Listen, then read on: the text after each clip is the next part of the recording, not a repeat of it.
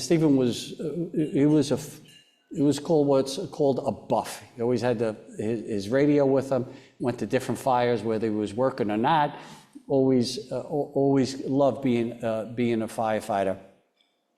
So, you know, Stephen has everything he ever wanted. You know, he's got the love of his family.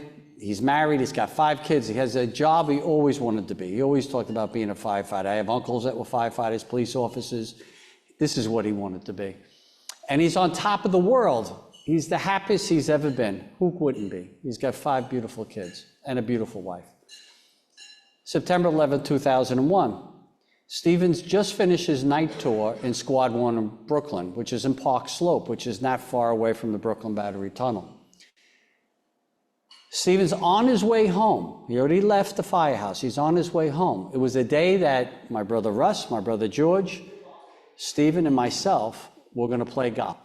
We didn't get an opportunity to do that too often, to play golf. So it was a day we were so looking forward to say the least. The 4 brothers getting on the golf course together. He hears on his radio on his way home that the towers were hit. So what does he do? He turns his truck around, drives back to the firehouse. The firehouse is closed for security reasons. Excuse me.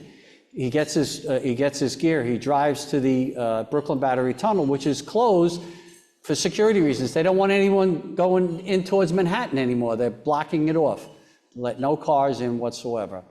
What does Stephen do? He straps 60 pounds of gear on his back and runs through the Brooklyn Battery Tunnel. Now, I think most of you have driven through that tunnel before. You realize if for about 7/10 of a mile, it goes downhill a little bit, and then the last mile, it goes uphill. It's subtle, but it's a lot. So it's 1.7 miles along just in that tunnel. He runs with 60 pounds of gear on his back, goes up West Street. His last seen alive on Liberty and West Street. And he goes into what I believe was the South Tower because other members from Squad 1 were found there, were recovered there. Stephen was never recovered. His body was never recovered. But I believe he would want to fight this fire, this battle, with the people you train with every day. And I'm sure he found out the Squad 1 members were in the South Tower, and I'm sure that's where he went. And it was the closest tower from coming out of the tunnel. So I'm sure he goes up those stairs, and going up those stairs, you know, saving people's lives, he makes the ultimate sacrifice while saving others, he gives up his own life. Now I'm home on 9/11, and I'm going to tell you that I'm home with my, first of all, my brothers had come over to play golf. My brother Russ went back over to my sister-in-law Sally's house once we saw that the towers was hit.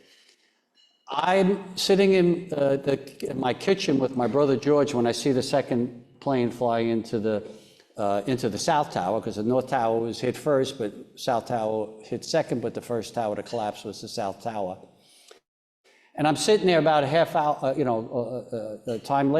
hour later, and when the South Tower fell, I turned to my mother-in-law, who's sitting next to me now, is in my living room. I said, "Nancy, I think I just lost my brother."